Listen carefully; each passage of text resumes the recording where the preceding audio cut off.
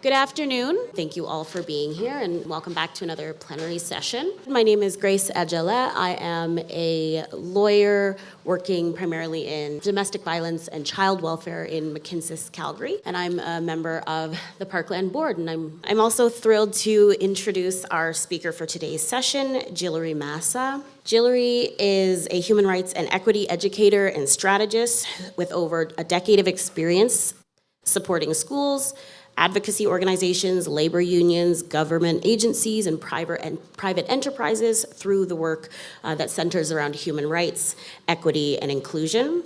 With roots in both the labor movement and student movement, she specializes in human-centered program and policy design and evaluation, regularly conducts EDI audits and organizational coaching and training issues that impact marginalized communities. Gilary is driven by her own experience as a Black immigrant Muslim woman, and her practice is rooted first and foremost in the community. She has a deep commitment to creating institutional and government policies and programming that are informed by the people that are impacted most by them. She holds a master's in leadership and community engagement from York University. There she completed a major research project entitled Beyond Diversity, Roadmap for Human Rights and Equity Organizational Change Work. So please join with me in welcoming Gilary Massa.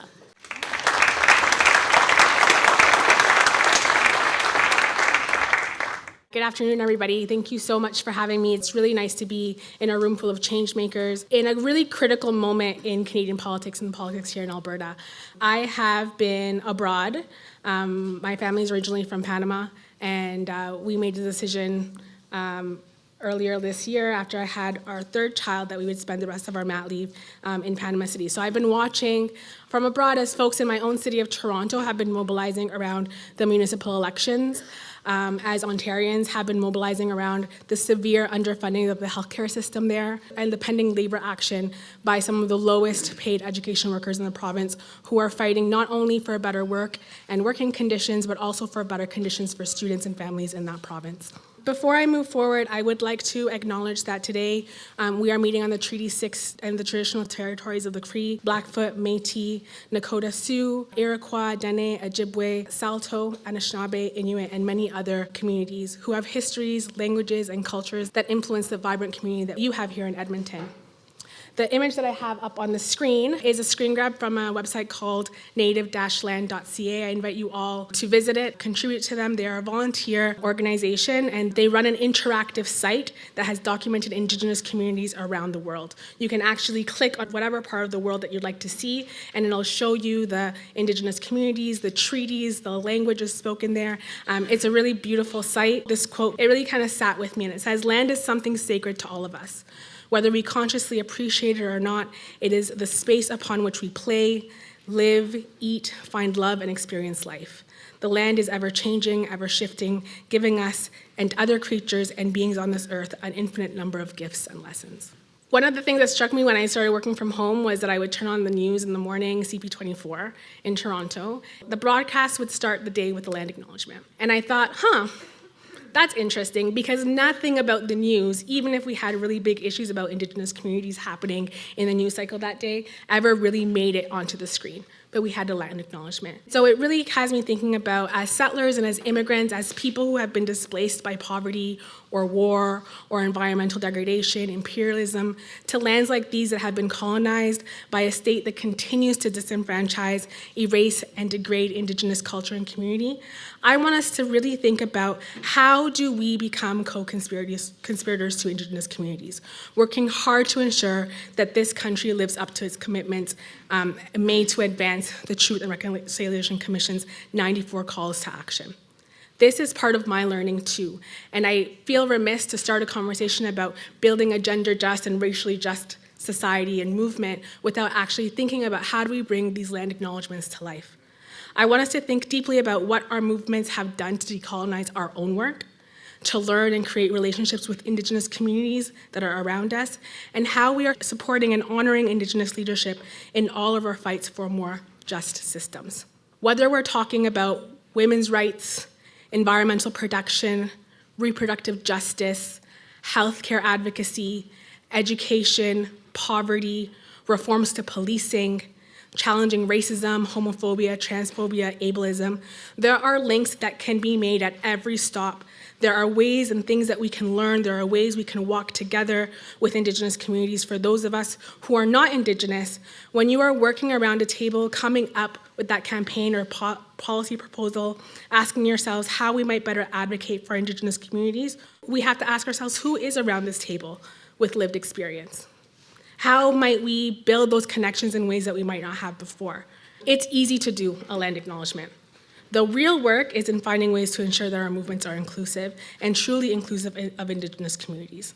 It's a reminder to me, and it's a reminder to all of us about the ways in which we have to do our work intersectionally.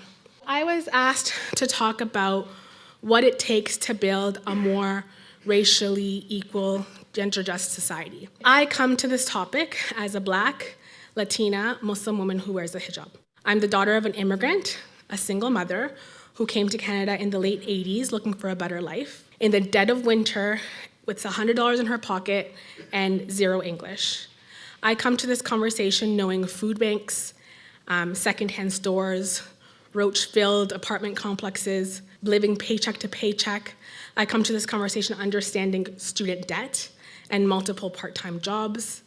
I come to this conversation understanding racism, sexism, and Islamophobia. But I also come to this conversation understanding that despite the ways in which I have experienced and in some ways continue to experience systemic discrimination and marginalization, there are a number of ways that I have privileges in my adulthood. Moving to Panama has put that in my face so loudly. I went to a country where I now benefit from economic and class privilege in a way that I've never had before. I am now living in a life that, because of the fact that I earn Canadian income and my spouse earns Canadian income, and we have this parental leave that we can take advantage of for a year, that we can live in the neighborhood that we live in, we can hire a nanny to help with our kids, we can hire a cleaning lady. I was a daughter of the cleaning lady at one point. And so to me, it's really important to not only think about the ways in which I experience marginalization, but the number of ways that I experience privileges in adulthood. My citizenship, my language, my cisgenderism and heterosexuality, my good job and degree, my two-income nuclear family, and my able body make it imperative that I approach this work continuously asking the question and revisiting my own biases, and asking how we as movements for social change might be reproducing the same systems that we are trying to oppose. I do want to spend some time thinking later about how we as organizers who are looking to fight the good fight to demand justice from our governments and institutions and policymakers, how do we ensure that we do that in a way that's inclusive and protects the communities that we're trying to protect? But before we do that, I do want to spend some time reflecting on who we are as a society here in Canada, or at least who we pretend to be, and then who we actually are. So as I've mentioned already, my family is originally from Panama, and like I said, we moved down there in August when the restrictions felt like they were lifted and it felt safe to travel again. We have 3 children. Our youngest is 9 months old, and so we're on parental leave. And algorithms are really funny. I do spend a lot of time scrolling on social media, and so I'm getting a mix of like what's happening in Ontario from my friend circle, but I'm also getting a mix of ads for come to Canada, the place where you can find jobs. Even the berry pickers and the nannies and the construction workers, we give them jobs that offer them free housing and feed them and give them enough pay to send back to their families. It's cotton candy and the roads are paved with gold, I tell you. I do not go a week without having a conversation with somebody who realizes that I'm from Canada and asks me, how do I get there? Are the ads true? Is this real? And I'm always torn about what do I tell them? These are people that are very much like my parents who immigrated because they're looking for a better future for their families and they see an opportunity. But I'm torn because I feel like, do I tell them that the wages don't actually match the cost of living? Do I tell them that we lack affordable housing in this country? Do I tell them that our public healthcare system is on the verge of collapse? Do I tell them that although we're really polite, this is also the country where white supremacists murdered worshipers in a mosque while they were praying? Do I tell them that this is a place where we're now having to confront the reality of mass unmarked graves of Indigenous children and Indigenous communities with world water advisories? Do I tell them that racial profiling and police brutality happen here too?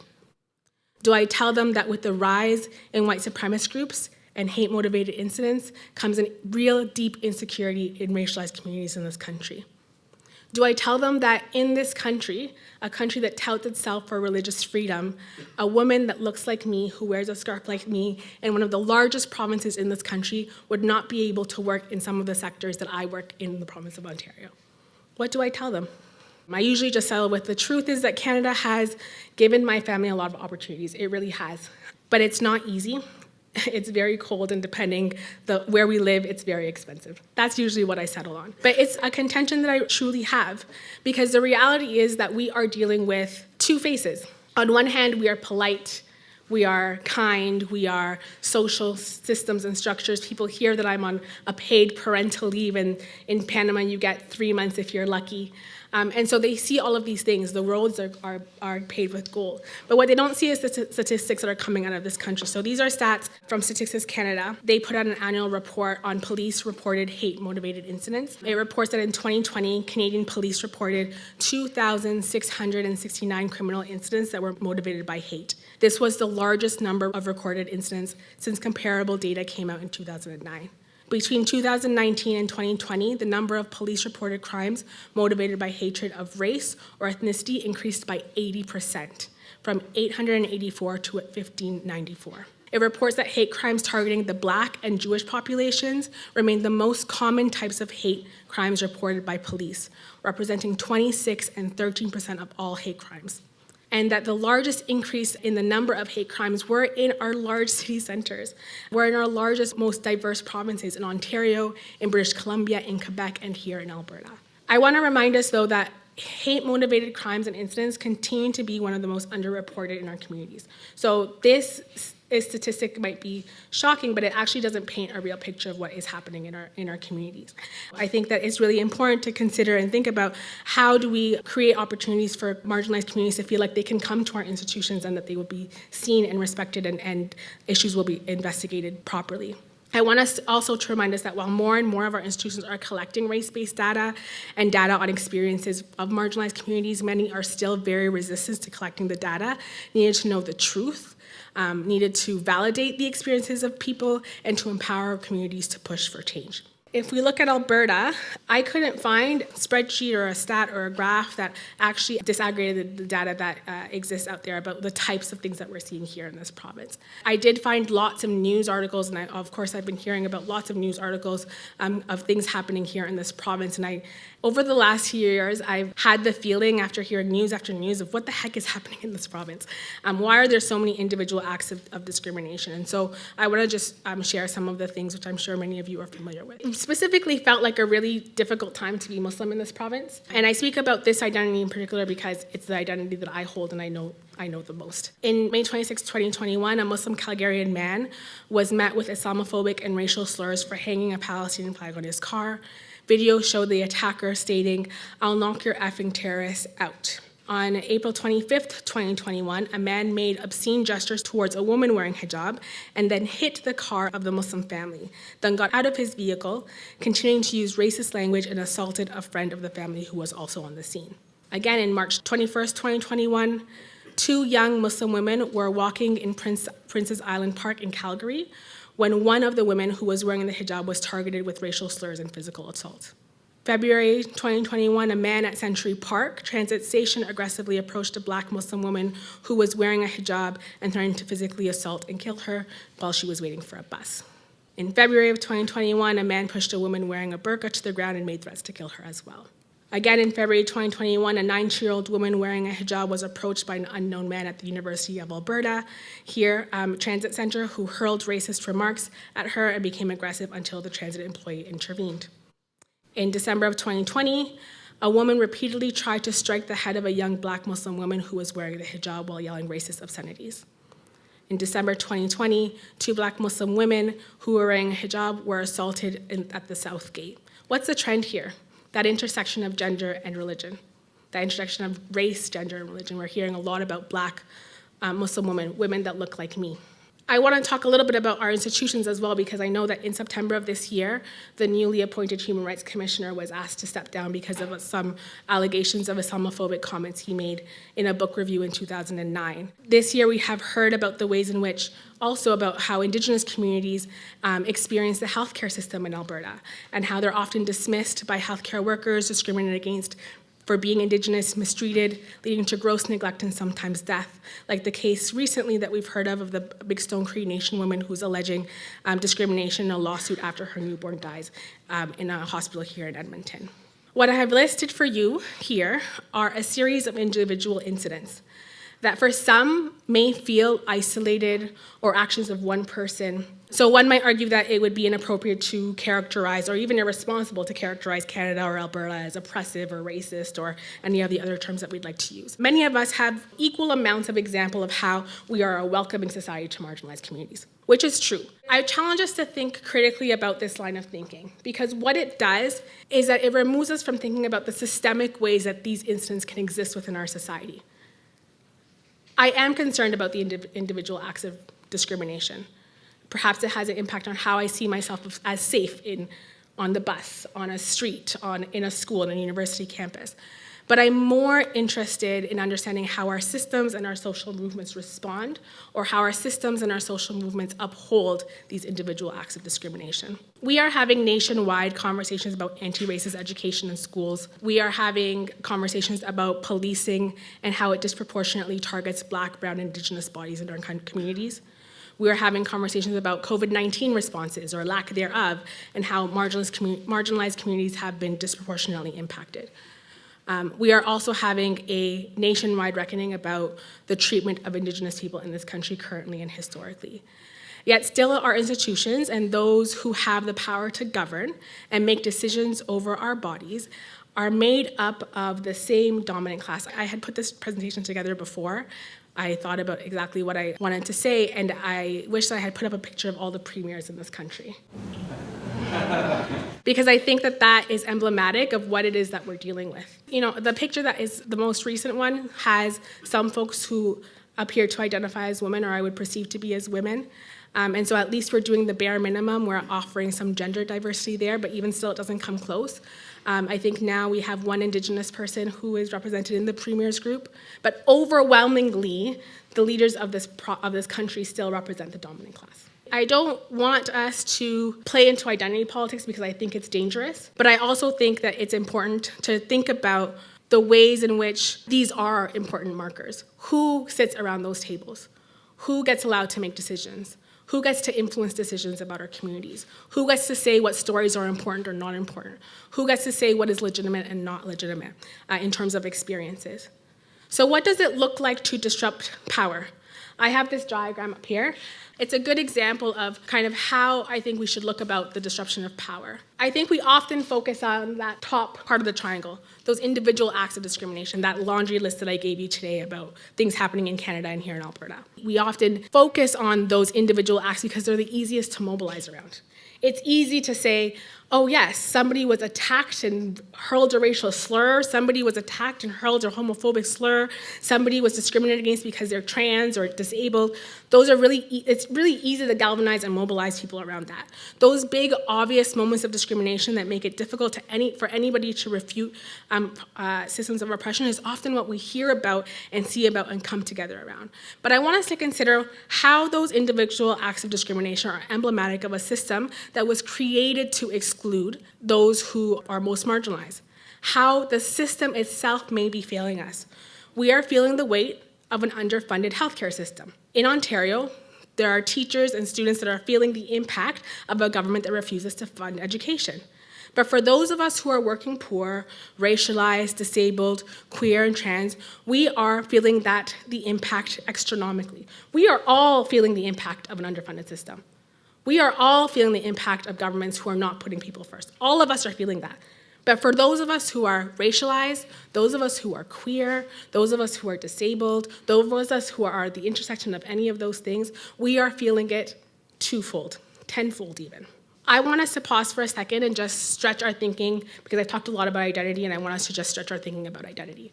Because I think it's important to think about intersectionality.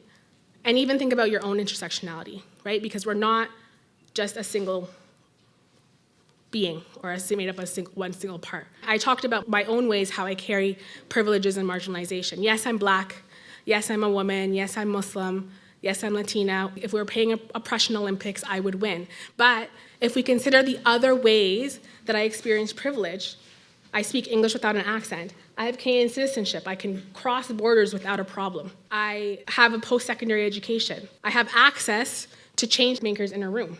I have a nuclear family, 2 incomes in my home, right? And that also offers me a level of privilege. So I want us to think about what intersectionality looks like in our communities and our movements, what intersectionality looks like in the ways in which people are impacted. We heard a list of communities that have experienced hate in this province.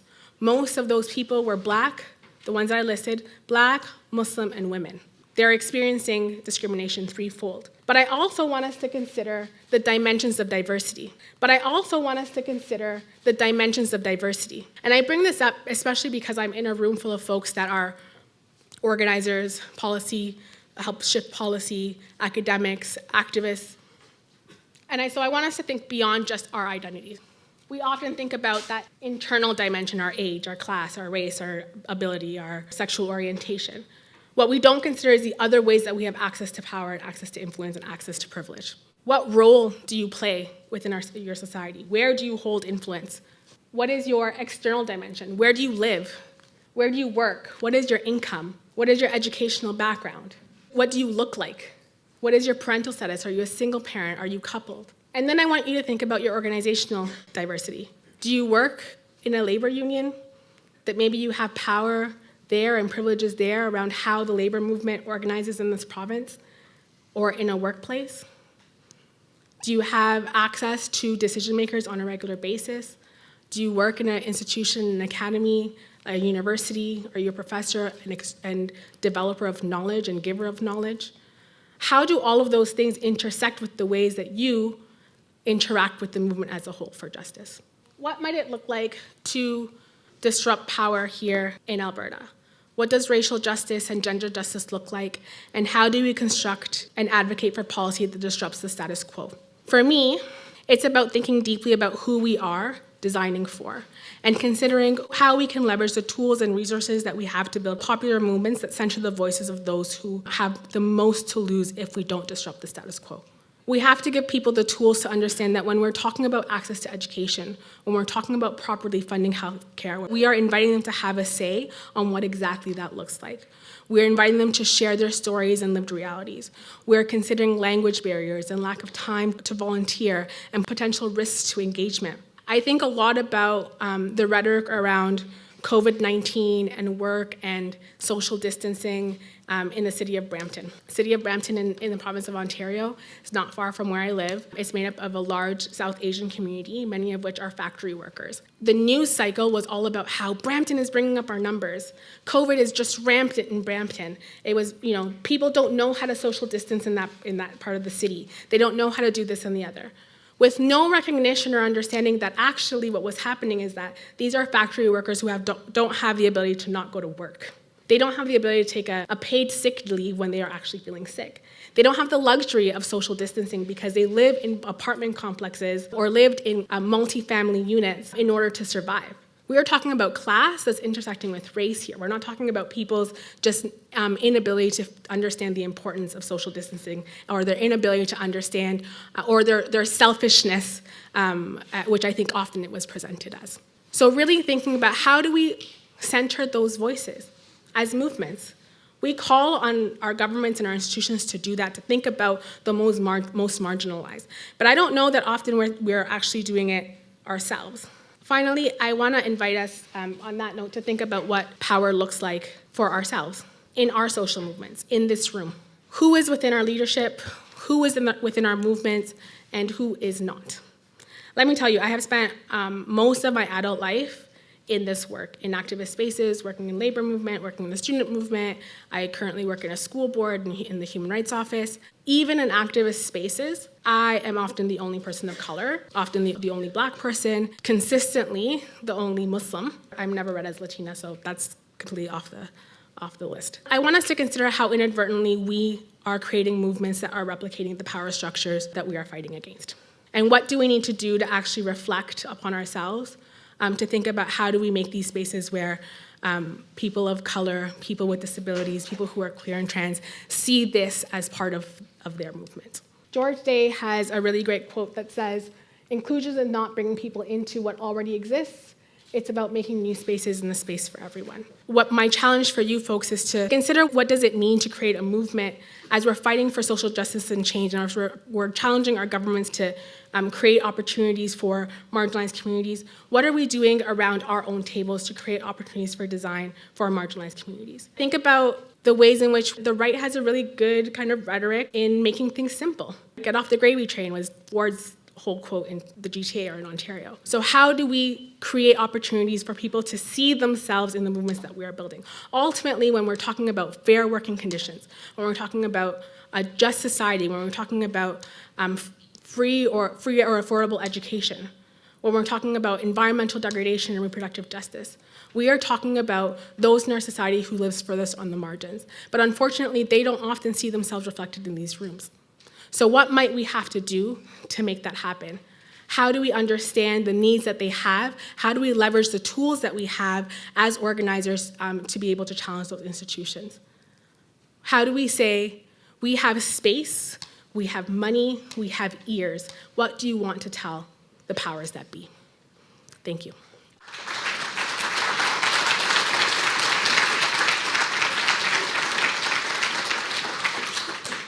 So we'll open it up now to questions, comments. Going with the inclusion aspect, I know that you say that you'd like to see like more representation of an intersection of people here, more diversity. What do you have to say for people who have a cognitive disability or mental health concerns that prevent them from coming to a forum like this? How can they be included? How can we make a better space for them? I think that's the question. I think often we put the onus on people who experience marginalization to think about how they can make or become participants in any kind of organizing, instead of putting the onus on us as organizers to consider what might be the reasons that people who have disabilities not being able to come here. How are we setting things up in a way that we're not considering a diversity of need when it comes to disability and mental health? When we're thinking about designing space and organizing spaces and programming, the question that we have to think about is how do we as institutions actually create spaces for people, not the other way around. We often think, okay, well, there are no people with disabilities here. There's nobody who is deaf here, so we're not going to provide the kind of things that they need. But have we even made the attempt to make it apparent that this is a space that we want them to be involved in? The question is about how are we designing spaces in a way that really sends a signal that those folks are welcome here. I think in activist culture, there's a burnout culture that makes it difficult for those who have various disabilities to participate fully. We don't account for people's cognitive abilities, mental health challenges when we're creating those types of spaces because we're just in a work mode. So really thinking about and creating spaces for that is an important part of that conversation. I really appreciate your talk. So much of it just resonated so well. And even in you talking about how do we inviting for people, I mean, a lot of it has to do even with the context and our languages that we use. The racism discourse, largely a false discourse, we should be talking about colonialism. Right. I have a problem with the term hate crimes. It's not hate. It's love and fear and privilege, fear of losing the privilege and the status that people hold in society. Hate has nothing to do with these crimes. But using the term hate crimes, it elevates anxiety, it elevates our angers, and it elevates the same with the racism discourse. Let's talk in terms of truth, it's colonialism. And with the hate crimes, it's privilege. Basically, it's the love of privilege. That's what it is. Has nothing to do with hate. We got to explore these. And the reason why Indigenous people wouldn't come to conferences like this, because it's all in Canadian context. We're talking about Canadian democracy and all of this. I mean, where's the Indigenous inclusivity? Who's the real sovereigns of this land? Those are the kinds of things. But I really do appreciate your talk. Thank you. Thank you. I think that we do have a lot to learn from each other and a lot of work to do. And I think that you're right. To some extent, there is a conversation we have to have about the type of language you're using and the ways in which often it alienates communities. How are we accounting for Indigenous ways of knowing and being? How are we accounting for language barriers that might exist? How are we accounting for mental health challenges? And really thinking about how do we remove this from being an academic conversation, one that is inaccessible to people who day in and day out are living the realities of environmental degradation, are living the realities of poverty, are dealing the realities of racism. I know you don't like the word hate, but the realities of hate, or the realities of people who are in fear of losing the power and privilege that they have become so accustomed to. So how do we create a conversation and a narrative that really accounts for the ways in which our communities are experiencing these things? It's great to come together, have these candid conversations about the realities that we're having in our communities. But how do we talk about it in a way that doesn't make somebody feel like they have to have all of the words, the perfect way to talk about it, the perfect way to be and engage in order to be an ally and in order to be part of the conversation as well? I belong to a union and I work in healthcare. And I have heard some of this before, and it's fantastic stuff. We need to hear it over and over and over again. But the next question is, how do we do it? What do we do? What are the next steps? How do we get into solidarity, get together and make this an election issue as well, right? Yeah. Put it in the forefront. The next step is get together and then take action, right? I think that particularly for those of you who are involved in labor unions, you have access to resources and you have access to leaders, you have access to decision makers in ways that many of the communities that are mobilizing on a micro level don't. So how are you almost giving up your own power and leveraging the things that you have in order to create space for those communities to say, hey, this is how we want to organize. But in order for us to do it effectively, in order for us to get around those tables, we need to be able to access your resources, access the training that you have, access the conversations about how you come together and speak on particular issues. I think for many communities, especially coming from an immigrant community, for example, the idea of standing up to power, the idea of standing up to government is very intimidating, especially when you have language barriers, when you might come from your own trauma about what it means to stand up to government agencies, stand up to politicians, when the politicians don't look like you, and you have a history of not being listened to. So how do you, as organizers, really provide the confidence for people who you see have the potential within your ranks, within your movement, within your membership, that have ideas, that have voice, that have stories to tell? How do you elevate those stories? I think sometimes we play it safe with who we provide the tools to take up leadership positions within our organizations. How do you take a chance on somebody that you just see a glimmer of leadership potential in? I remember for myself, even how I got involved in all of this was I was in my second year of university. There was a student union election, and somebody asked me, hey, do you want to be a part of our team? Being able to be a part of a team gave me the confidence that I did not have. I was the first person in my entire family to attend university. I didn't have the language to speak about the things that I was experiencing, to speak about my poverty, to speak about my marginalization. But the things that this group was talking about, free education, anti-racism in the classroom. They were talking about the lack of health and lack of resources for university students. Those were things that I was living day in and day out. I was working 3 jobs just to be able to go to university. I was coming from a family that my stepfather actually sat me down and said, hey, congratulations that you got into university, but we can't pay for it. So if you're gonna go, you're gonna go into debt. That's just the reality. That was his frank truth. And to go onto a campus and have people who had experience and knowledge about how to talk about the things that were impacting me, and who saw somebody who had an interest in doing activism take me under their wing, is the reason that I was able to move on and able to engage with communities in the way that I have been able to. So I think really it's about seeing the union as a tool, which many of us do see it as a tool. But how do we ensure that different communities see it as a tool that they can use as well? It's a tool that they are able to be seen in, that they are able to leverage, that they are able to learn from, that they are able to mobilize around and with. So in Alberta, just as a follow-up, Yeah. are there organizations that we can send people who are marginalized to join, to tell their story, so that they can collectively win the fight to be more recognized. But why can't the union be that? Why can't these organizations be that? Why can't the organizations that exist in this room be that?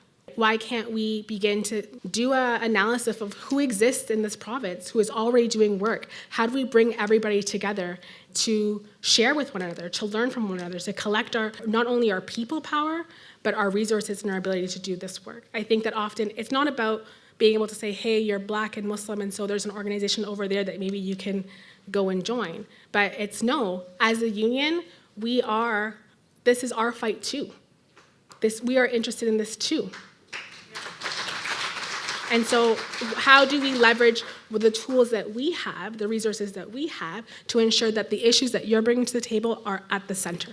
For me, it is about, when you conspire together. I think we're used to using the term allyship, and for me, that is a pretty passive word. It's about saying, yes, I support you and I am with you. But when you're a co-conspirator, it means that you're creating and coming together and creating a movement together. And that's what I'm talking about. I see and I know that there's a lot of folks in this room that are members of organizations, that are members of labor unions, that are members of this institution, that are members of mobilization, that have the tools to be able to shift. We have the people to do this. We have the people in this province, in this country, that are on the same page, that are experiencing poverty, that are experiencing the lack of adequate healthcare, that are experiencing the underfunding in education, that are feeling it every day, that are teachers and nurses and the working poor. And what we need is to be able to come together and design our movement together. Not come together and say, hey, I'm your ally, I will sign your petition. No, I will take those petitions into my community and talk to my family members and sit across the table with the difficult uncle, and I will speak to my members, and I will do this with you. I won't just do the passive sign. I won't do the passive thing of posting something on social media. That's what an ally does. A co-conspirator creates with you, conspires with you, is on the front line with you, is there to take risk with you. Because remember, as marginalized people, to do this work is risky. For many of us, just being able to show up to a meeting and volunteer our time is impossible, right? If you come from an impoverished class background, if you come with a disability, if you come from, if you're a woman with many children that you have to take care of, if you are working 2 or 3 jobs, if you're racialized, you know how doing this work sometimes feels impossible, but necessary. And so how do you do it together? How do you share the risk?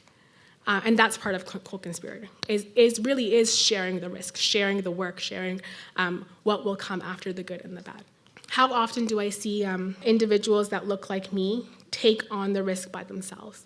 I know that if I speak up about this bad working condition, the lack of job security, the ways in which racism is existing in my child's classroom, that I will be labeled in a particular way. I know that I'm already labeled in a particular way, and now doing this will absolutely ostracize me from this community, will make it so I lose my job.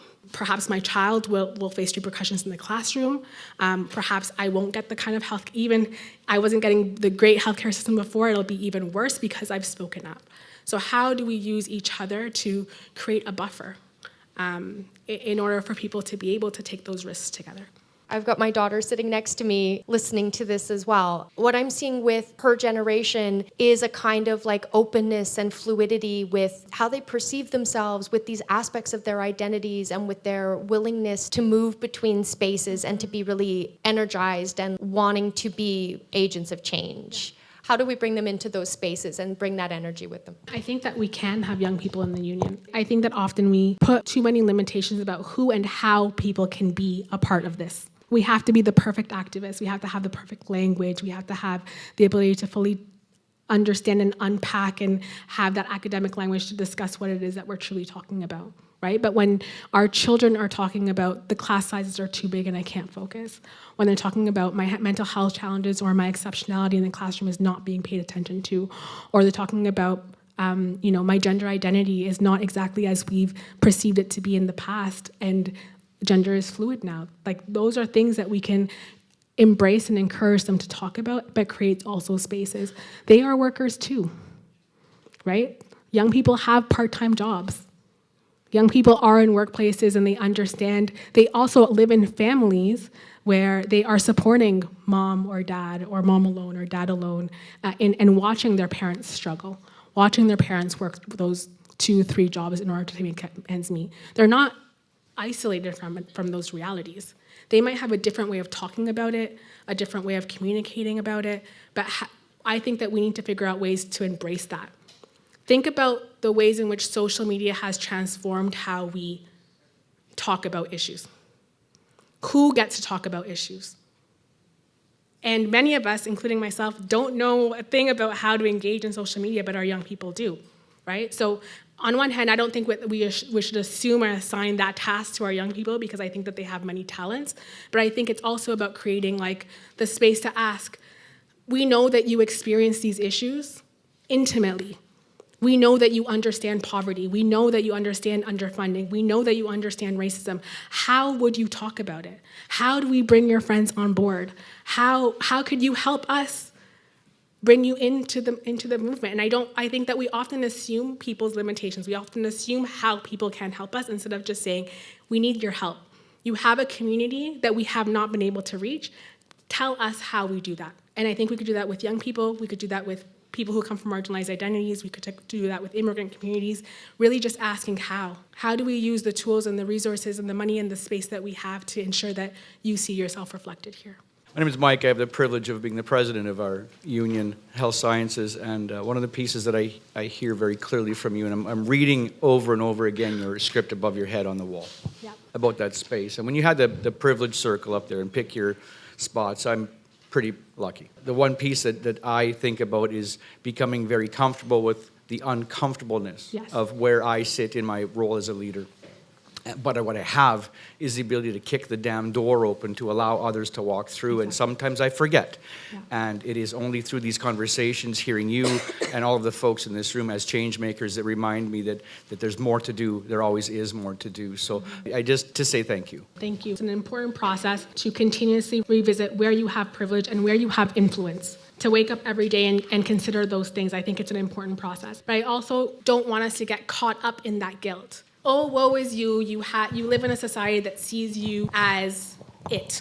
That you walk into a room and nobody questions the reasons that you're there or whether you should be there. You know, I walk into a room and sometimes I get, a question, but then I talk and people are like, oh yeah, conversation's over. If I had an accent, probably a different situation. If I didn't have a university degree and an MA behind my name, likely a different situation.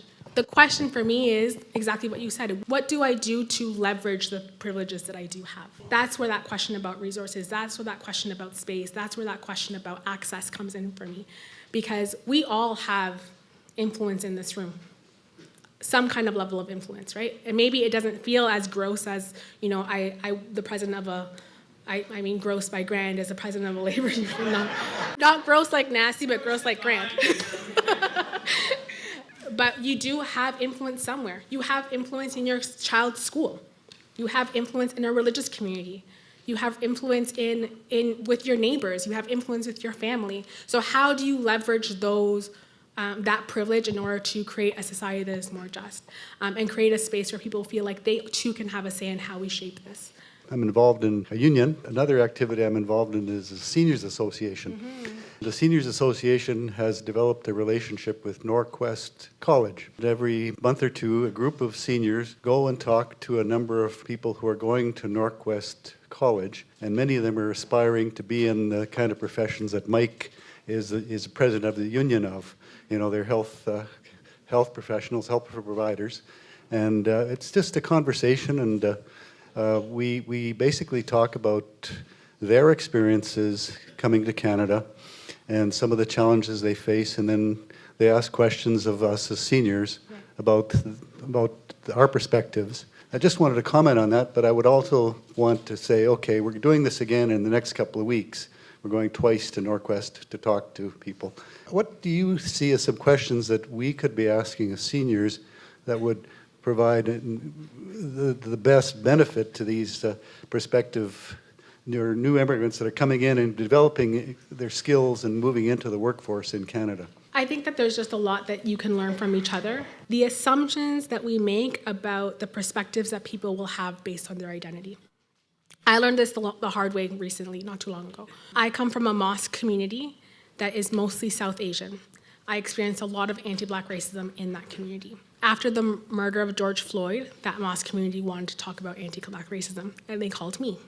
And the first group that called me was a group of, it's a very gendered community, so they had the seniors ladies and the seniors men. So the seniors male group invited me to do a talk on anti-Black racism and the Muslim experience by Black Muslims in the community. I was terrified because I had an assumption that this was an old school community, the uncles and the fathers and the grandpas of the people who I experienced racism from in that community, that there was no way that they were movable, that there was no way that this would be a productive conversation, that there was no way that they could learn anything from me or that I could learn anything from them. And boy, was I wrong. Did they have the perfect language? No. Could they understand half of the jargon that I said? No. And what sticks with me is one uncle who said, I just don't want to embarrass my grandkids. I know that I come from a time where we weren't talking about this stuff the way that we're talking about it now. But I also know that I have grandchildren. I know that I was embraced into a society that wasn't perfect, but was challenging itself around its racism. I've experienced racism, I've experienced these things, I've experienced marginalization, and I just want to be able to talk to my grandchildren about what it is that they're experiencing. Part of this work is also not taking, I think that my husband, when we were recording, so a personal story is this. My spouse and I do not always see the world in the same way politically. Okay, I'll say it that way, it's kind. If you talk to him, he'll be like, I'm a libertarian. I'm like, no, you're not. Don't be an asshole. That's what he'll say. I'm a social science brain. Everything is in the gray. He's an engineering. Everything is black and white, right? 1 + 1 = 2, that's it. When he started to kind of engage with the work that I was doing, and one of the questions he asked me was like, Gilary, do you only want to talk to each other? That statement has never left me and has made me better at this work. Do we only want to talk to each other? Do you want to continue to make assumptions about who other people are, what their capacity is to engage in this conversation, what we have to learn from each other, where their biases come from? Or do you want to create spaces where people can be open, honest, respectful, held accountable for problematic statements, but grow? Somebody at some point has checked me on a number of different issues, has had the grace to say you're wrong, but I will sit down with you and have this conversation. That's who we need to be. We need to stop making assumptions about people's capacity to be better, to create just societies with us. They might not have the language. They might not have the skills. They might not have the money. They might not have the resources, but we do. How do we use that? It doesn't answer your question. Thinking about your experiences as people who have gone through the system as workers and offering them some mentorship, some sponsorship even. The difference between mentorship and sponsorship for me is, how can you advocate for this person in the field? How can you say, hey, I know this person who you might be able to work with, let me put you in contact. Let me, really bridging those communities together. I think throughout my life I've had lots of experiences where I have a lot of conviction in what I believe, the kind of world that I want to build, the kind of world that we want to be. Sometimes I meet people in my life that don't share that vision or share a part of that vision, but not totally. And I think that it's important that we don't completely kind of discard that. I think about that a lot. I know that there's a conversation about the Freedom Convoy later, and some of the people that were at those protests, and I'm thinking, what are you doing? Do you know who's there? But are we gonna just write those people off because they have some misguided understanding or because something about what was being said spoke to their reality? Or are we going to find ways to speak to their reality in our way? In a way that's just, in a way that brings them to our side. And I think we really need to be thinking about that. Being in Panama has taught me a lot about this. Like I said, my class background has changed. So I'm sending my kids to a private school because that's what you do. And all of the moms are white Latinas. All of them are white Latinas. And I look like me, and I'm terrified. Because how the heck are they going to receive me? Even though I speak Spanish fluently like them, even though I have Panamanian citizenship and have my ID card, how will they receive me? And then my daughter gets bullied. And all of those moms mobilize around my daughter in a way that I have never experienced in my life. And I get emotional about it because I think, wow, I went in there thinking because they are rich white women from Latin America, they will not know how to relate to me. That's not to let people who experience privilege off the hook, but I think that we have to think about how does it go both ways? How do we, as those who have privileges and power, extend our relationships beyond what we know and what we're comfortable for? And how do those of us who experience marginalization have the faith that communities that don't experience what it is that I'm experiencing have the ability and potential to support and be my co-conspirator? It goes both ways.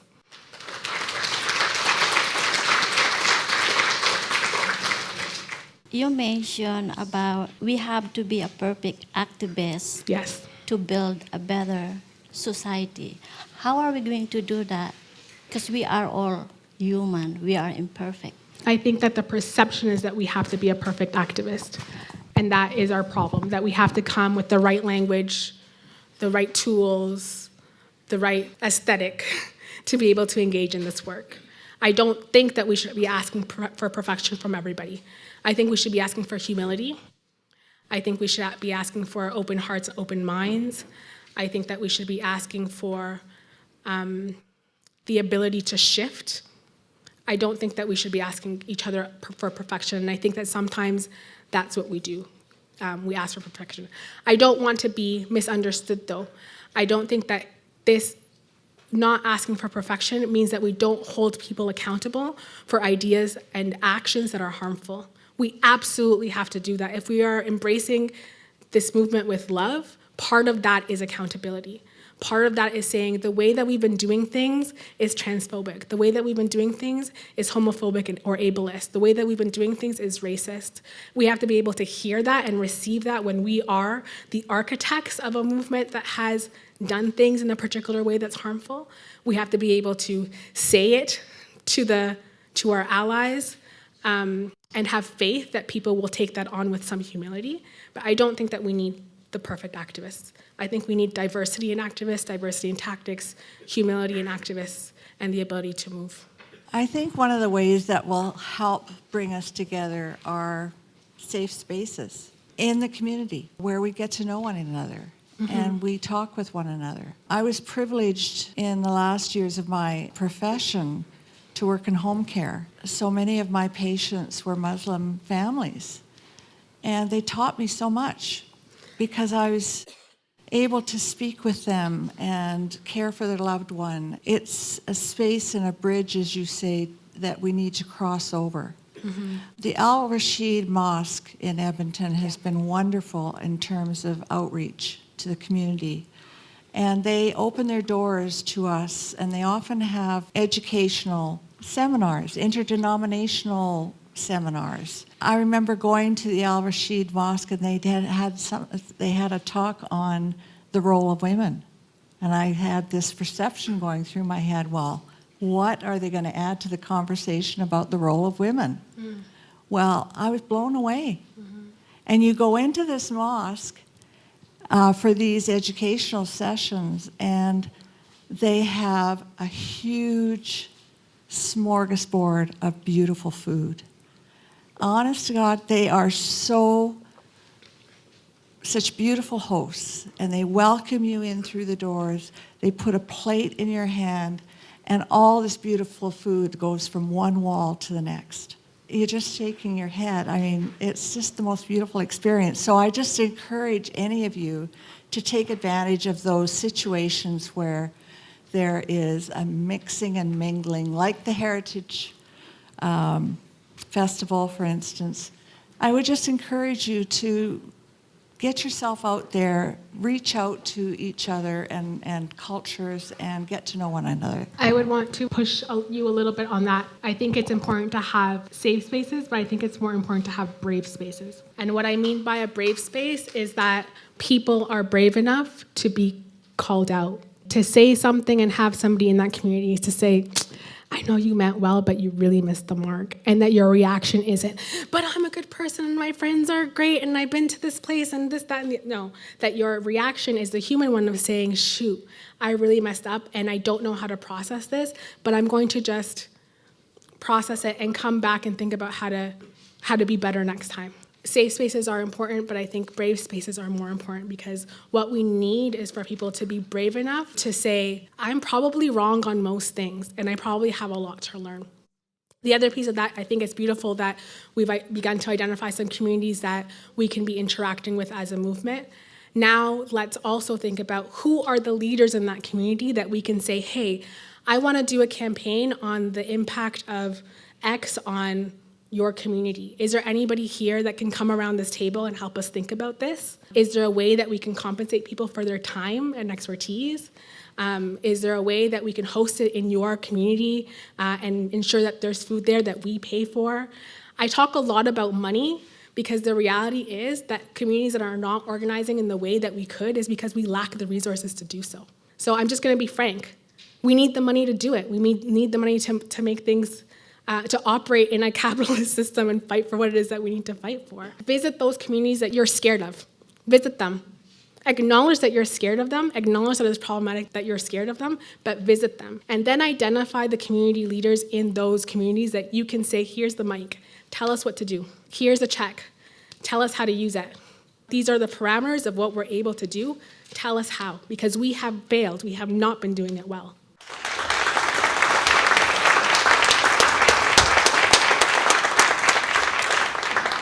Thank you so much, Gilary, for that. I think it's so profound and important that your work and this presentation really included the concept that communities are capable and more than able to do this work for themselves. And it's not about, when we're in positions of power, it's not about us stepping in and rescuing and saving.